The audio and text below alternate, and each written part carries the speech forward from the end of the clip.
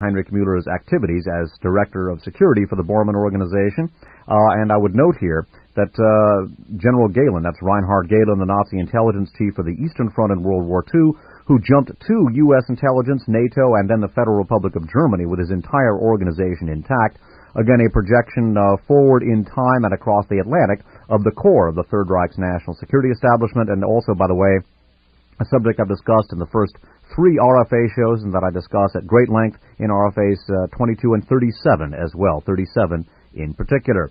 Of General Gehlen's referencing of Heinrich Müller and his work with him, Manning writes, "Even General Gehlen, when he was chief of the Federal Republic's intelligence service, sent his agents to confer with General Heinrich Müller in South America."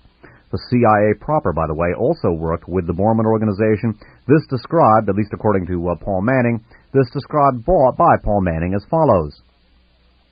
The Bormann organization had many commercial and political links to the capitals of these 3 nations, and real clout was available should the chase become too hot. The CIA could have pulled aside the gray curtain that obscured Bormann at any time, but the CIA and Müller's crack organization of former SS men found it to their mutual advantage to cooperate in many situations. There is no morality in the sense that most of us know it in the strange world of professional secrecy, and when it was to the advantage of each to work together, they did so. And still more about the incredible clout that the Bormann organization wields in Germany, and again, bear in mind that this book was published in 1981. Speaking of Germany, Manning says, "Pervasive unease remains a characteristic of the nation, despite the stunning material achievements and its enviably solid economy. Perhaps this insecurity has its roots in memories of 2 sweeping defeats in this century, as well as the strain of having to live with the secrets of the Martin Bormann program for more than 4 decades, the secrets that enabled the West German leadership to stage one of history's most resounding comebacks in the arena of international commerce. Martin Bormann knows this to be so, and confides to his intimates that while he can never return to Germany, his lines of communication remain ever open. This man, who legally succeeded Hitler, and therefore is the leader of over several million NSDAP members in South America and Germany, demonstrated the ultimate in clout in 1971 when he summoned the president of the Federal Republic of Germany, then Walter Scheel, and the latter's wife Mildred to Bolivia, whence they quickly returned to Europe with a newly adopted 1-year-old boy who bore the first name Simon Martin. The child, now 11 years of age, is being reared and educated in one of Germany's most influential families. The belief is, of course, that he is a son of Martin Bormann, who insisted that this child of his old age be brought up as an upper-class German in his fatherland and receive appropriate advantages befitting a son of the leading Nazi. Is Martin Bormann proud of his achievement? Indeed he is. A man of many moods, which can be traced to an exile of 35 years from his homeland and suffering the physical vagaries that go with a robust but 80-year-old body, he turns cheerful when commenting on the economic leadership of the Federal Republic of Germany.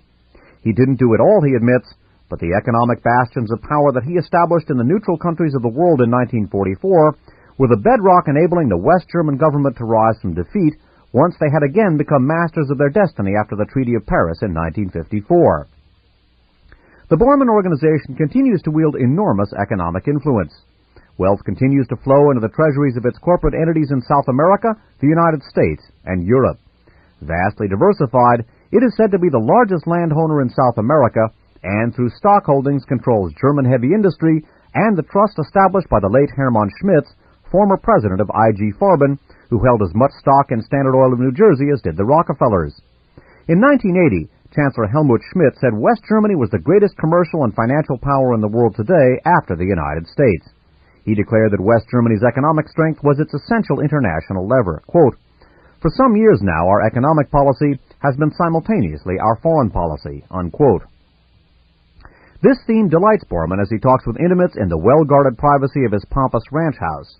A former CIA contract pilot who once flew the run into Paraguay and Argentina to the Bormann ranch described the estate as remote, quote, "worth your life unless you entered their airspace with the right identification codes," unquote.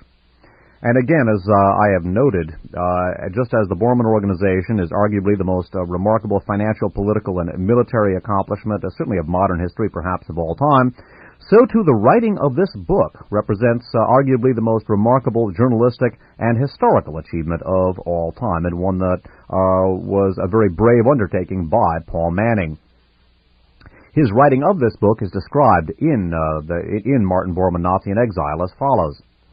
That there is a Bormann organization is unquestionably true. I know from personal experience.